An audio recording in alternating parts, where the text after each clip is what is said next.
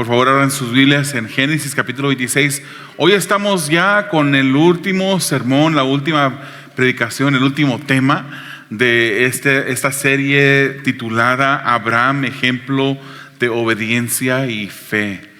Hemos estado hablando sobre diferentes historias o partes de la historia de Abraham y hemos tomado puntos de ejemplos que podemos seguir como ejemplos de Abraham que no deberíamos de seguir. Y en este día pues seguimos con esta misma serie, aunque el enfoque no es específicamente tanto Abraham, ¿verdad? Ya hemos dejado Abraham, ya hemos entrado a enfocarnos en la vida de Isaac, pero al fin Abraham también tuvo influencia en la vida de Isaac. Y quisiera compartirles un mensaje titulado La bendición de la obediencia a Dios. El último mensaje sobre esta serie, la bendición de la obediencia a Dios. Génesis 26, versículo 1 dice: en ese tiempo hubo mucha hambre en aquella región, además de la que hubo en tiempos de Abraham. Por eso Isaac se fue a Gerar, donde se encontraba Abimelech, rey de los judíos. Dios eterno, te pedimos, Señor, que mientras que vayamos a través de esta tu escritura, te pedimos que tú seas el que hable nuestras vidas, Señor, el que nos confronte, el que nos anime, el que nos muestre tu gran amor para con nosotros a través de ella, Señor. Sé tú glorificado, Padre. No podemos hacer esto. Te necesitamos a ti. Te lo pedimos en el nombre de Jesús. Amén. Entonces, como ya dijimos, hermanos, esta serie ya no está tanto enfocada directamente en Abraham, pero ahora vemos la influencia de Abraham sobre su misma descendencia, específicamente en la vida de Isaac. Tenemos hijos. Algunos de nosotros tenemos más hijos de los que otras personas tienen, pero al fin tenemos hijos. Tengamos un hijo o tengamos más de un hijo, tenemos influencia sobre personas. Y cuando uno se esfuerza por agradar a Dios en obediencia, uno le agrada a Dios en obediencia porque ama a Dios. Nunca jamás tenga usted el deseo en su corazón de obedecer a Dios porque quiere ganarse el favor de Dios. El favor de Dios no se puede ganar. La única manera como uno puede obtener el favor de Dios es a través de la fe en Cristo Jesús. Cuando usted viene a los pies del Señor, pone su fe en Jesús, se convierte, dedica, entrega su corazón, el favor de Dios está sobre usted. Ahora, después de ese favor vienen las obras, y las obras son una demostración de la fe que ya existe en usted. Nunca podemos obrar para ganarnos una obra. Y cuando le obedecemos a Dios, nunca podemos obrar para ganarnos la salvación o el favor de Dios. Pero cuando le obedecemos a Dios, eso es un resultado de la salvación que Dios ha hecho en nuestras vidas. Entonces, obedecer a Dios obviamente es algo que Él pide de nosotros, que Él nos manda a obedecerle. Pero también hay otros beneficios secundarios que podemos recibir de parte de ello. ¿Cómo nos miran nuestros hijos cuando pasamos por situaciones difíciles? ¿Cómo nos miran ellos que reaccionamos a las situaciones, las tormentas de la vida? Vamos a Dios, nos quejamos, nos desanimamos, nos apartamos de la congregación y obviamente cuando nos apartamos de la congregación ya nos hemos estado apartando de la comunión con Dios o vamos a Dios. Hacemos las cosas para darles un ejemplo a nuestros hijos, pero no como una necesidad primaria el dar el ejemplo, sino que obedecemos por amor, porque somos salvos. Pero entonces también nuestros hijos nos miran cómo abordamos las situaciones difíciles de la vida. Nuestros hijos nos están mirando a nosotros. Y si usted no tiene hijos, los tendrá posiblemente en un futuro. Y la manera como usted actúa es como sus hijos van a aprender, es un patrón que sus hijos van a ver. Hoy en día hay veces que tenemos a hijos que toman decisiones incorrectas porque han visto a sus padres tomar esas mismas decisiones, reaccionar de esas mismas maneras a través de todo un tiempo en las que han visto ese patrón en ellos. Hermanos, ¿verdad que no es fácil amar cuando no nos sentimos amados? No es fácil, ¿verdad? Lo más fácil es pagar con la misma moneda. Es por eso que algunas personas prefieren mantenerse y quedarse en el Antiguo Testamento, donde dice ojo por ojo y diente por diente. Me la hizo, se la hago. Me la hizo, me la paga. Hay personas que prefieren vivir en el Antiguo Testamento. No es fácil mostrar amor cuando no sentimos que somos amados. Mostrar amor en momentos significa más cuando no se siente amar. Por eso decimos que el amor no es un sentimiento. Hoy en día el amor se ha romantizado tanto que decimos, ay, siento unas mariposas en mi estómago, y así describimos el amor. El amor es una decisión que se toma para amar. Es una decisión que se toma para entregarse. Es una decisión. Mi esposa, yo soy un dulce. La miro de reojo a mi esposa. Casi nunca se enoja conmigo. ¿Verdad que no? Pero cuando sí se enoja, así muy rara vez, ¿verdad? Muy rara vez, el que ella reaccione de una manera amorosa significa más que cuando todo está bien y me dice que me ama o hace algo por amor por mí. No es fácil amar cuando no nos sentimos amados. Cuando de repente a nuestro cónyuge se le sale algo desamoroso, algo que no refleja la salvación que vivimos. No es fácil. Pero cuando todo está bonito, ¿verdad? Qué bonito. Te amo, te amo. Nos agarramos, nos abrazamos, nos acariciamos. Todo está bien, todo es color de rosa, pero cuando surgen las situaciones difíciles es cuando más importa, cuando más significa un te amo, una acción que demuestra ese amor.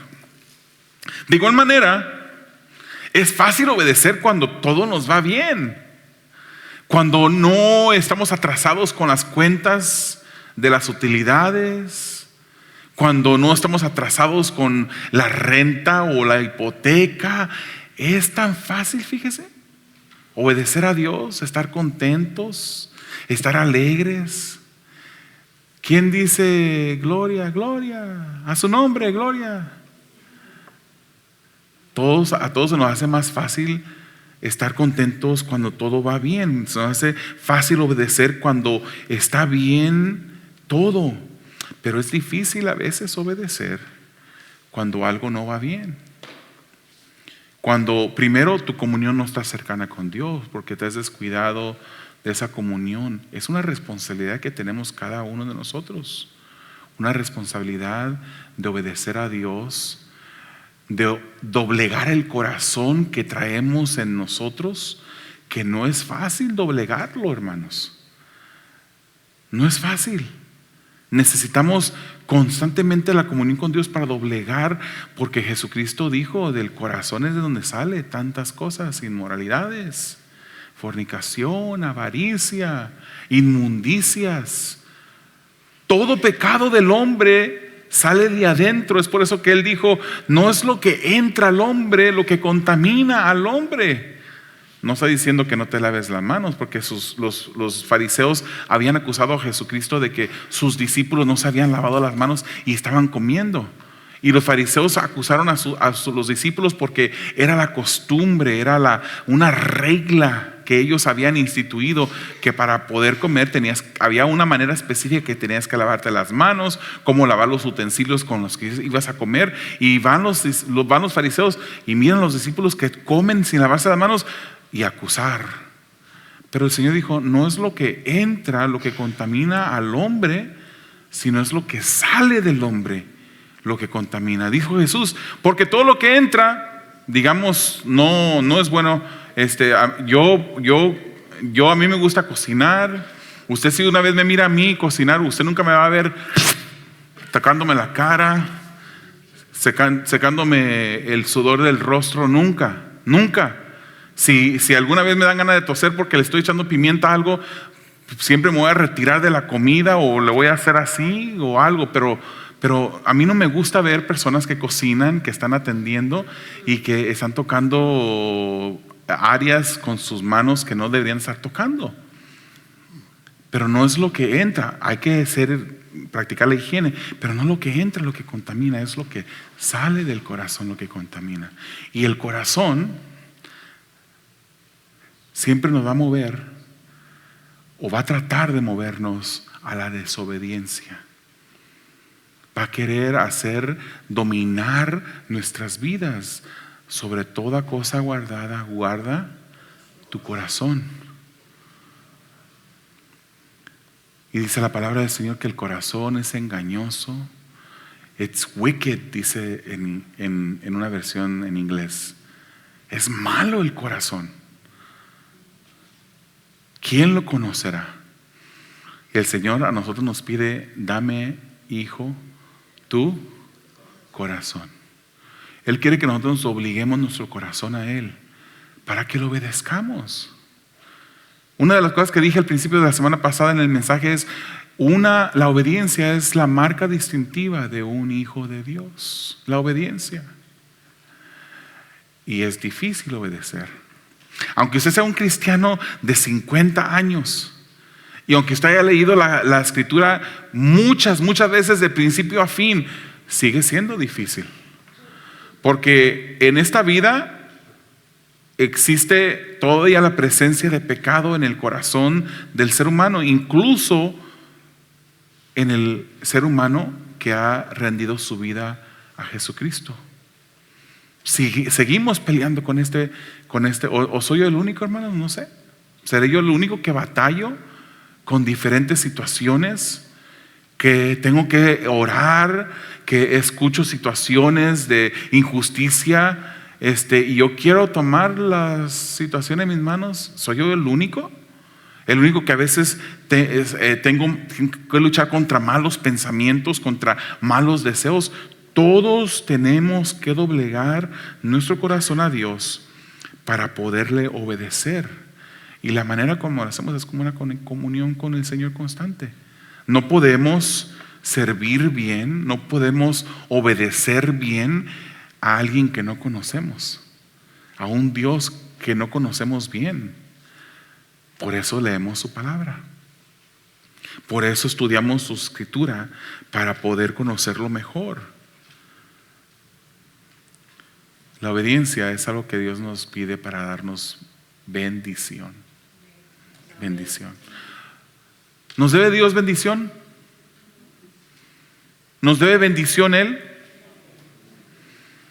Nunca vengamos a la iglesia pensando, ya le cumplí a Dios, ya le entregué 1 hora y media de mi día el domingo, ya estoy listo para la semana, todo me va a ir bien porque ya cumplí con Dios. Pensar así es pensar de una manera religiosa, legalista. Venimos al servicio porque dice la Biblia, y es parte de la obediencia. No dejemos de congregarnos como algunos tienen por costumbre, dice el libro de Hebreos. Venimos aquí, el enfoque de estar aquí no es el pastor, no es la esposa del pastor, no es el ujier, no es la hermana o el hermano que lo recibió en la puerta, no es el hermano que está en los controles de audio, no son los hermanos que se paran acá enfrente a cantar. El enfoque es Dios. Entonces ahorita estamos estudiando la palabra y estamos viendo qué es lo que la Biblia dice, porque queremos saber cómo Dios quiere que dirijamos nuestras vidas, para conocerlo mejor. No nos tiene que dar bendición, pero Él nos bendice. Es un principio bíblico. Cuando le obedecemos, Él nos da bendición.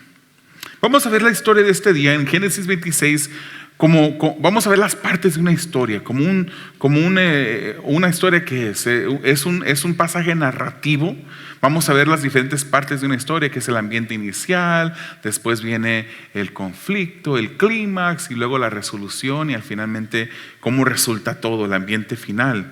Y para empezar vamos a volver a leer la primera parte del versículo 1 del capítulo 26 de Génesis, y vemos aquí la necesidad que se vivía en la tierra. En ese tiempo hubo mucha hambre en aquella región, además de la que hubo en tiempos de Abraham. ¿Quién estaba viviendo en este tiempo? Isaac. Y al igual que con su padre Abraham, hubo mucha hambre en la tierra. Eso está hablando, hermanos, no crea que es un tiempo como el que estamos pasando ahorita en Estados Unidos, que pues los precios subieron y está un poquito más difícil, etcétera. El gas ha subido, etcétera. Todo ha tenido una inflación más que en otras épocas de los últimos años. Pero en ese tiempo que está describiendo la escritura, hay una necesidad terrible, hay una hambruna en la ciudad, en la sociedad, en la población. El hambre, hermanos, es algo que es difícil de lidiar con ella, ¿verdad? Yo no sé si usted tiene familiares en su casa, pero yo tengo familiares en mi casa que cuando tienen hambre no se molestan, nada más se ponen hangries. Hungry es una combinación de hungry, hambre, y angry, enojo. Se molestan. Y no volteen a ver a mi esposa, que no me refiero a ella. ¿No me creen? En ese tiempo tuvieron que lidiar con hambre. El hambre a veces doblega las motivaciones. ¿Por qué cree que a Jesucristo, cuando había ayunado 40 días, se presenta el enemigo, y una de las cosas que le dice el enemigo, le dice: ahí está esa piedra? El enemigo sabía muy bien quién era Jesús, el Hijo de Dios, Dios mismo. Convierte esa piedra en pan. El hambre es algo que puede doblegar las motivaciones más concretas de un hombre. Ahora aquí vemos a Isaac corriendo el riesgo que repetía la historia de su padre. Porque vemos en Génesis 12:10, anteriormente a nuestra escritura, que dice: en ese entonces hubo tanta hambre en aquella región que Abraham se fue ¿a dónde? A vivir a Egipto. O sea, esa es la hambre que el capítulo 26 ahora se está refiriendo, que en ese tiempo, y ahí lo vemos en Génesis 12, recordamos que en Egipto Abraham, ¿qué hace en Egipto? En esa historia, si usted no lo ha leído, se la voy a contar. Él baja a Egipto por causa del hambre, y su esposa era una mujer muy hermosa. Sara era una mujer muy hermosa. Y él, por miedo a que lo fueran a matar los egipcios a él para quedarse con su esposa, él la niega y la presenta como su hermana para él cuidar. Se refleja que Abraham no era, se fija que Abraham no era perfecto, ¿verdad? Aún así, Dios usa el ejemplo de Abraham como un ejemplo de obediencia. Nos lo ha dejado en las escrituras para ver las cosas buenas que él hizo, aunque hizo malas. Y él niega que Sara es su mujer para que no lo fueran a matar. O sea, Abraham tramó una mentira y Sara le siguió el cuento. Abraham descendió a Egipto y pecó. Eso es muy interesante, ¿no? Que dice que descendió. Cuando nosotros descendemos, cuando nosotros alejamos nuestras vidas de Dios, es analógico a descender. No estamos subiendo espiritualmente, sino que estamos descendiendo. Estamos apartándonos de Dios, de la comunión con Dios. La necesidad aquí movió a Abraham, o más bien, en lugar de decir necesidad, porque necesidad pareciera como que le estoy dando el apoyo a Abraham, pero no. El miedo de Abraham lo movió en una dirección que lo llevaría a ofender a Dios. El descender espiritualmente nos lleva a pecar, hermanos. Egipto siempre ha sido un lugar que es representativo de pecado, del mundo. Cuando nosotros descendemos, nos acercamos más al mundo, nos acercamos más al pecado. Empezamos a aceptar cosas que normalmente no aceptaríamos. Y eso es lo opuesto, es lo que el enemigo quiere. El enemigo quiere traernos a todos distraídos en una dirección de descendencia, espiritualmente bajando. Pero el Señor quiere obediencia para bendecirnos. Ahora vemos aquí a Isaac, el hijo de Abraham. Él se dispone a seguir los mismos pasos que su padre. Vemos aquí el conflicto de la historia en que dice que Isaac, el versículo 1 también, pero su segunda parte dice: pero Isaac se fue a Gerar, donde se encontraba Abimelec, rey de los filisteos.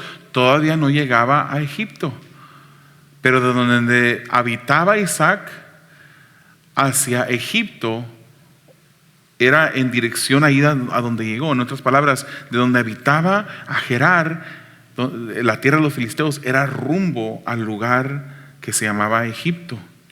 Isaac comete el mismo error que su padre. Aún no vivía Isaac cuando leímos de la hambruna de Génesis 12, pero posiblemente escuchó la historia de cuando había habido una hambruna. Posiblemente su padre se la enseñó. Posiblemente él escuchó y supo todo lo que su padre hizo. Isaac tuvo un mal ejemplo. Y en este momento él se dispone a hacer lo que él había visto a su padre hacer: descender a Egipto, donde sí había comida para comer y librarse de la hambruna. Él camina hacia allá. Hermanos, el que no aprende de la historia está condenado a repetirla. Ese es un dicho que un presidente dijo. Posiblemente el primer ministro durante la Segunda Guerra Mundial de Inglaterra. No estoy seguro, pero el que no aprende de la historia, hermano, qué triste que muchas veces volvemos a tropezar con la misma piedra. Volvemos a fallarle al Señor de la misma manera, cometer los mismos pecados, y no aprendemos el dolor que nos causamos, las consecuencias que pagamos. Se nos olvida muy rápido y volvemos a lo mismo.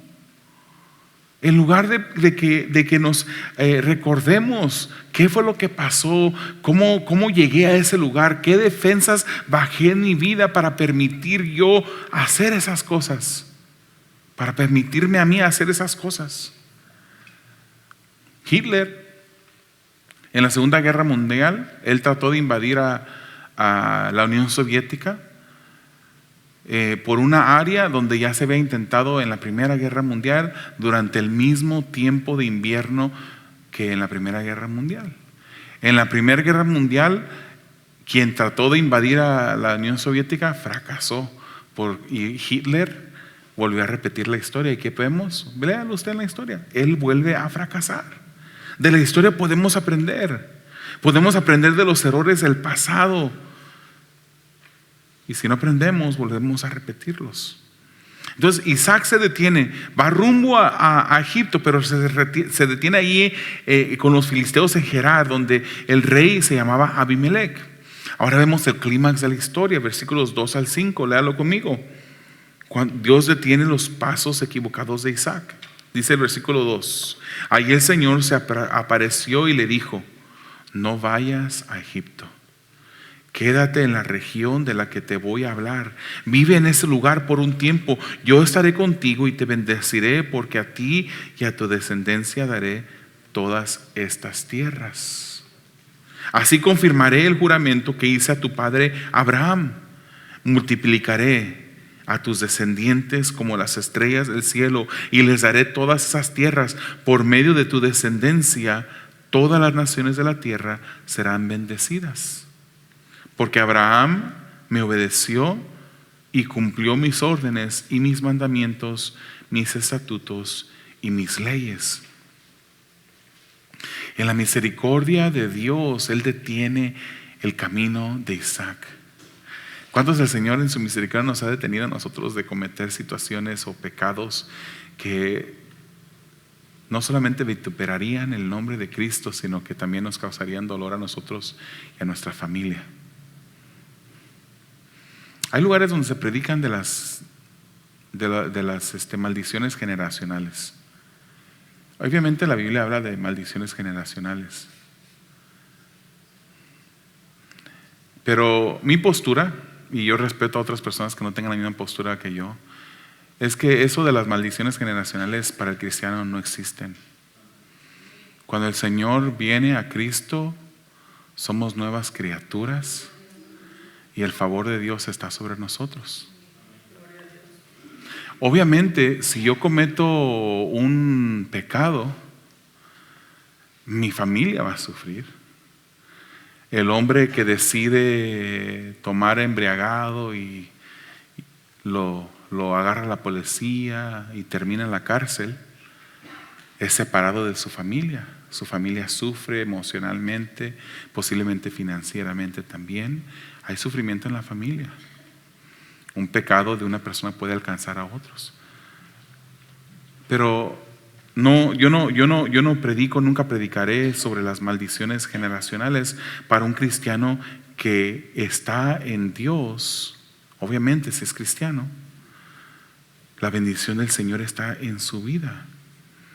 Dios nos detiene de descender, nos evita de maldiciones que podemos nosotros buscar cuando el corazón que es torcido y pecaminoso nos mueve a cometer pecados. Entonces, en su misericordia Dios aparece a Isaac y le da instrucción específica que no descendiera, que se quedara en la tierra donde estaba, y que si se quedaba, Dios le prometía, fíjese todo lo que le prometía su presencia, que es una bendición. Le prometía la tierra donde estaba. Él reafirma la promesa que le había dado a su padre Abraham. Le garantiza una descendencia numerosa como las estrellas. Le promete que su descendencia poseerá la vida. Dios le promete que en su semilla se lograría una bendición para todas las naciones de la tierra. Le dice: quédate aquí y si me haces caso, esta será la bendición que yo te daré. ¿Tenía Dios que hacer eso? No. Pero en su amor, en su grandeza y en su misericordia y en su plan soberano, Él quería usar a Isaac para que de Isaac llegara el Hijo con H mayúscula, Jesucristo, y ser bendición a todas las naciones de la tierra. Y ahí estamos incluidos.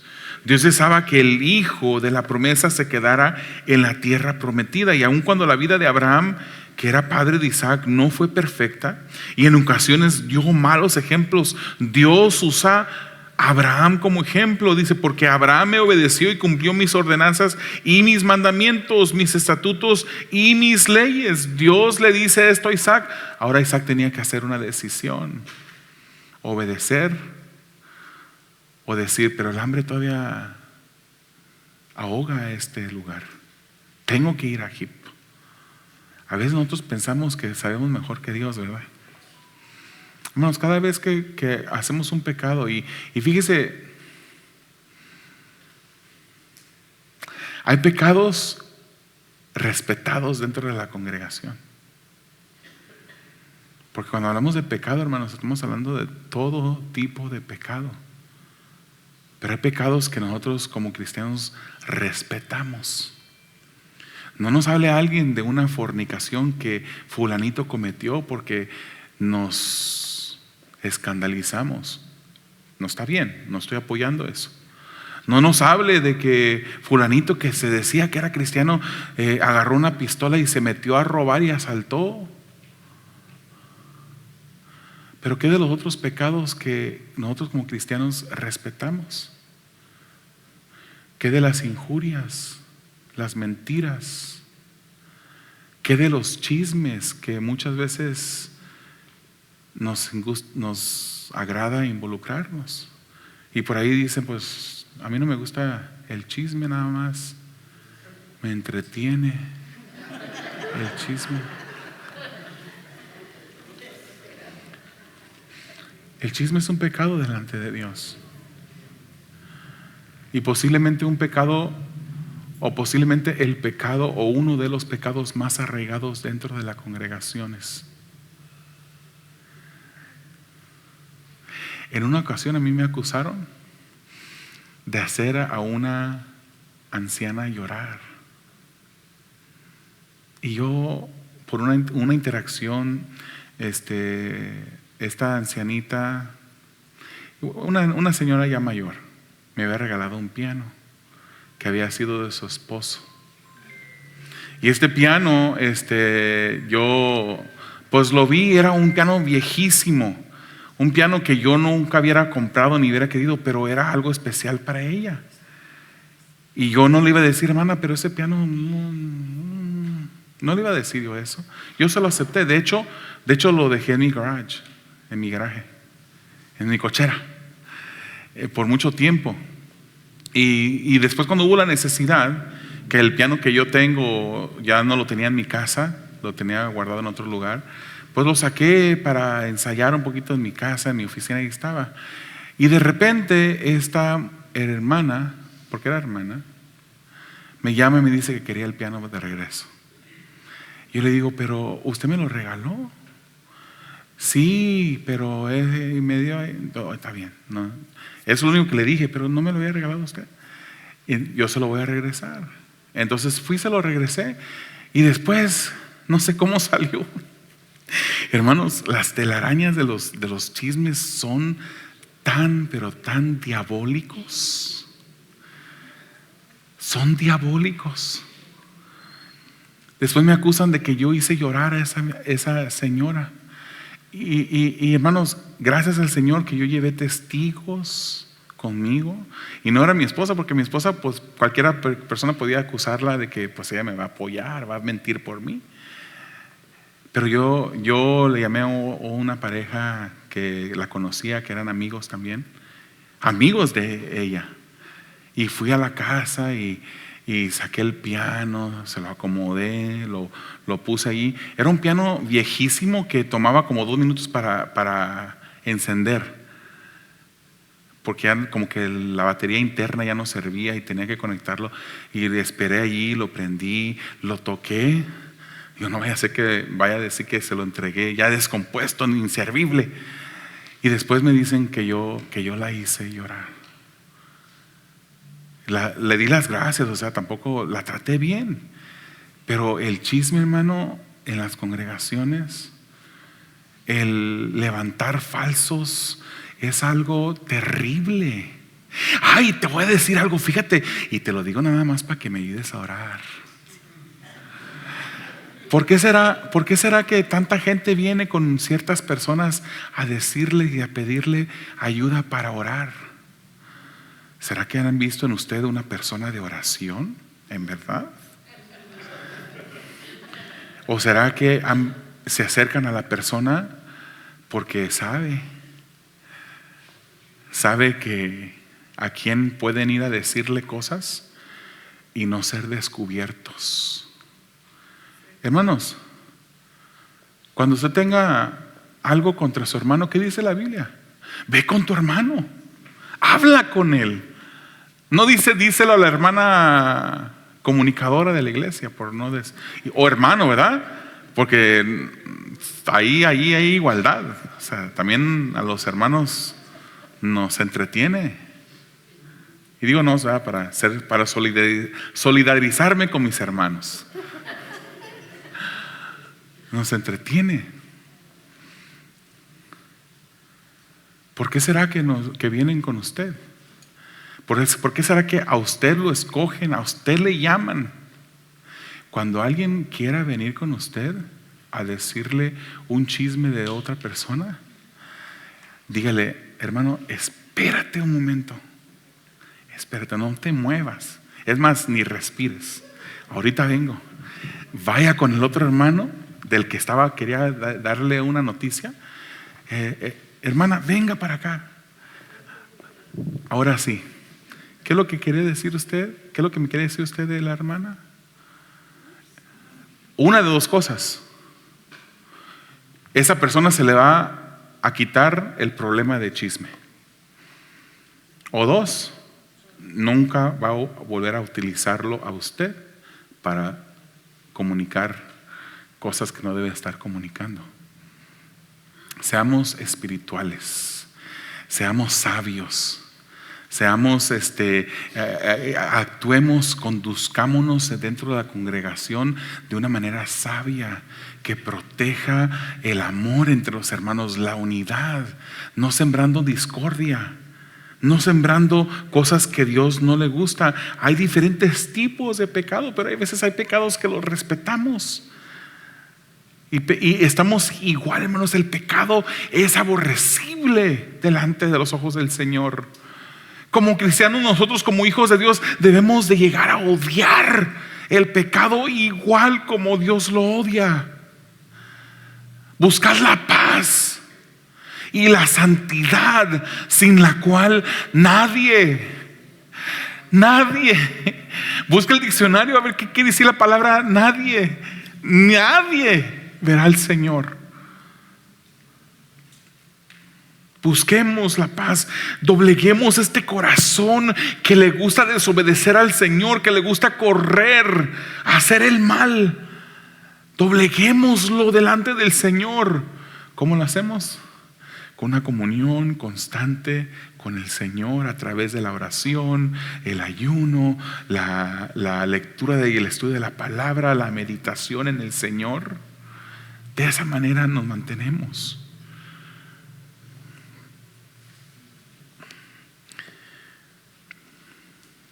Salmos 32:8 dice, el Señor dice: yo te instruiré, yo te mostraré el camino que debes seguir, yo te daré consejos y velaré por ti. Pero si no estamos leyendo, los consejos ahí están, hermanos. ¿Puede el Señor hablarle en visión? Claro. ¿Puede el Señor hablarle en sueños? Claro, pero esas visiones, esos sueños jamás van a violentar ni eliminar lo que la palabra del Señor dice. Jamás irá en contra de la palabra.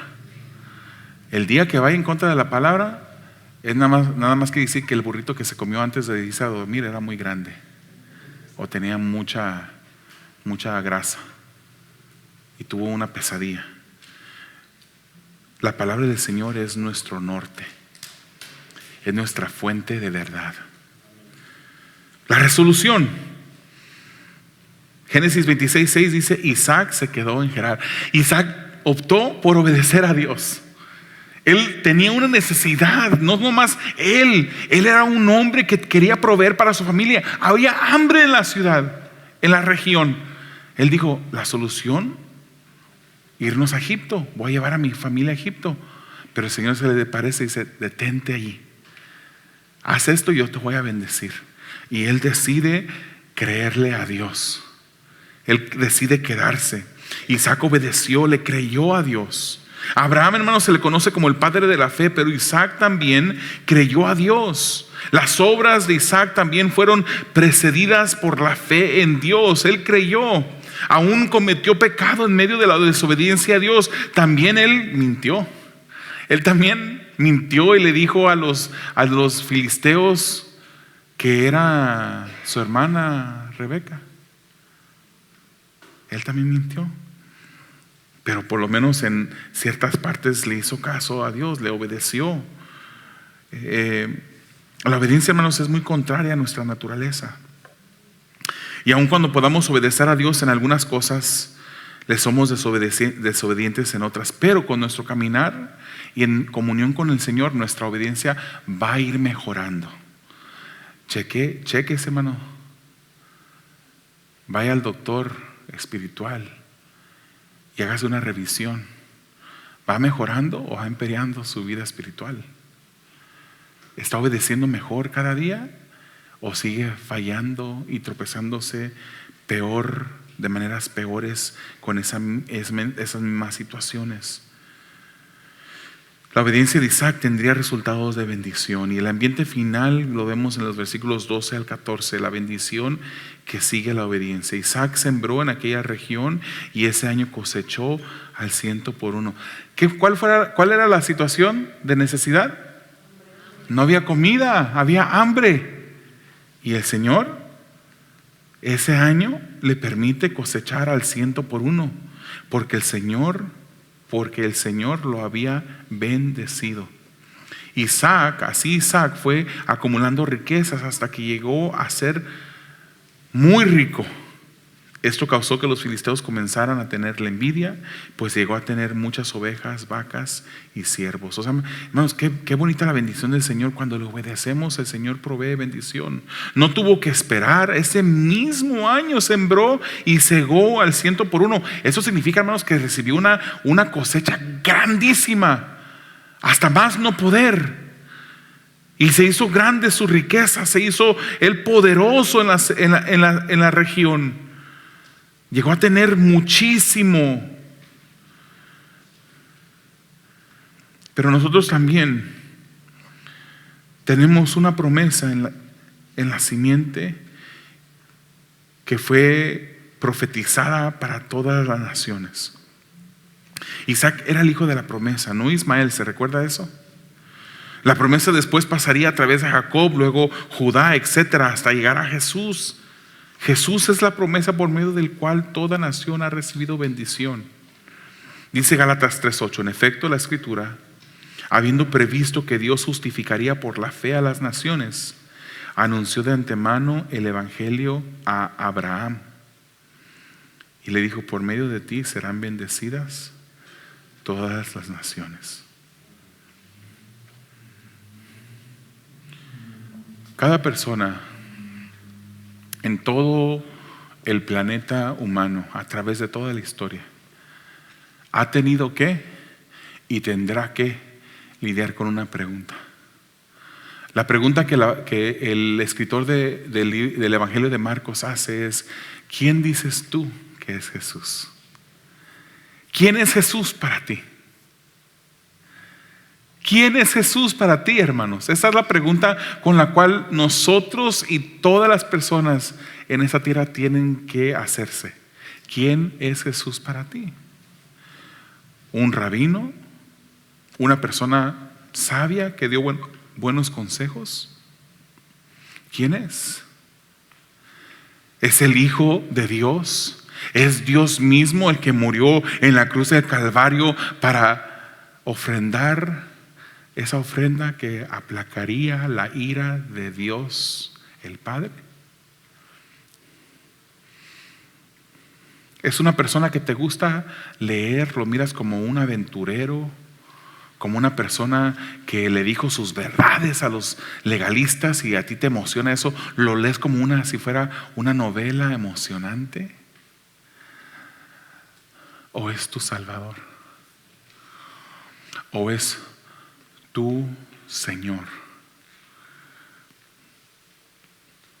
La palabra del Señor lo llama el kurios, la palabra griega para Señor. A nosotros hay diferentes palabras para describir lo que somos nosotros. Somos sus esclavos. Hay una palabra griega que es hupeiretes, y ese es un tipo de esclavo que era el esclavo del rango más bajo que había.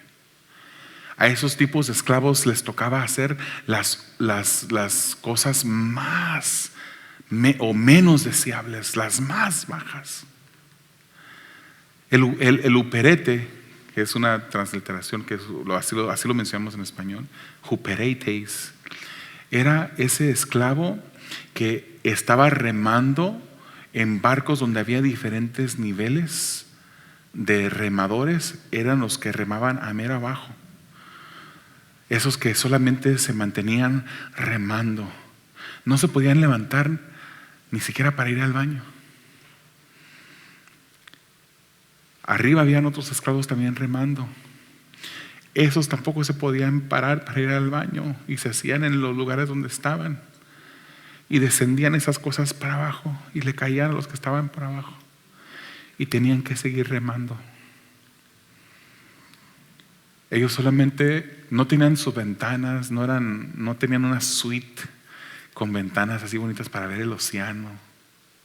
simplemente remaban, escuchando la voz del que los dirigía. Es todo lo que ellos hacían, escuchar y remar. Les decía el dirigente: remen, los de la derecha deténganse, los de la izquierda denle más fuerte, ahora todos juntos. Y ellos obedecían. Eso es lo que nosotros debemos de ser. Escuchar la voz de nuestro comandante, que nos da instrucciones de cómo vivir. Obedecerle a Él. Es lo que somos. Who paid eighties? Es lo que somos. Somos esclavos. Pero no todo el que me dice Señor, Señor, entrará en el reino de los cielos. Algunos le dicen Señor, pero no es Señor de sus vidas. Dicen que aman a Dios, pero no lo aman. Dicen que son hijos de Dios, pero nunca han puesto su fe en Jesús. Un día estarán delante de la presencia del Señor. Personas que predicaron, que profetizaron. Personas que hicieron milagros, que echaron fuera demonios. Y el Señor les dirá: apártate, yo no te conozco, eres un hacedor de maldad. Pero en tu nombre eché fuera demonios, en tu nombre profeticé, en tu nombre hice milagros. No te conozco.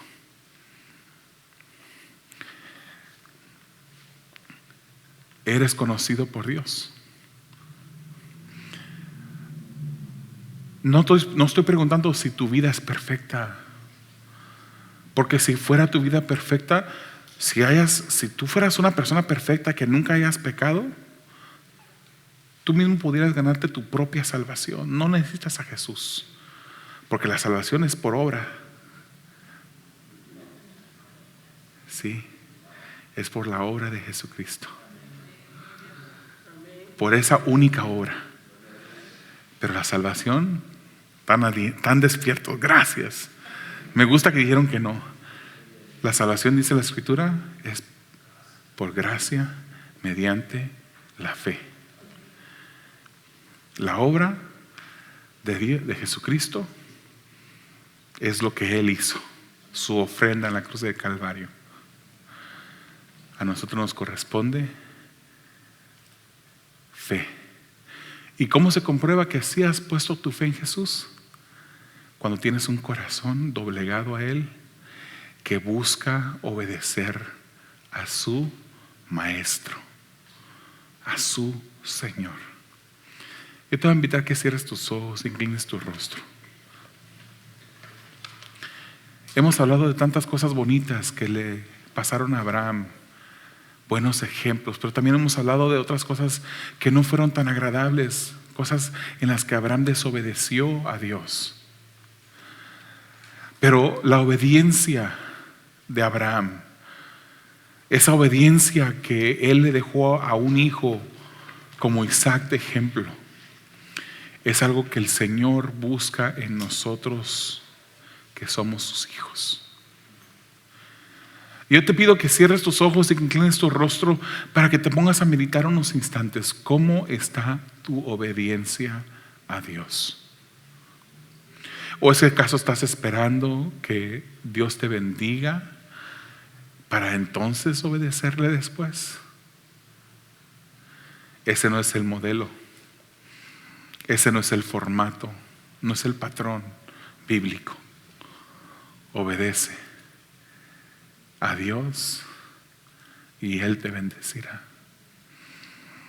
Si Él en verdad es Señor de tu vida, si es tu Curios,